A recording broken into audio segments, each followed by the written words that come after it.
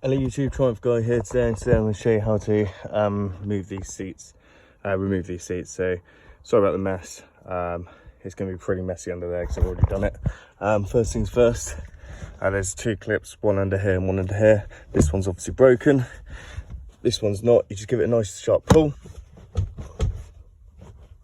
and then just pull that out. And next we're going to do these. Okay, this is on the Avant, by the way.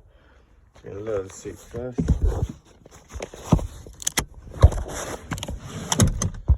Then we're going to do the other side. So this bit goes down there, you just pull that out. I actually use a screwdriver just to get under it and pull it out. Next, we're going to undo this, alright? So yeah, it's a Torx 30. Next, we're just going to pull this bracket out, like so. It says anyway.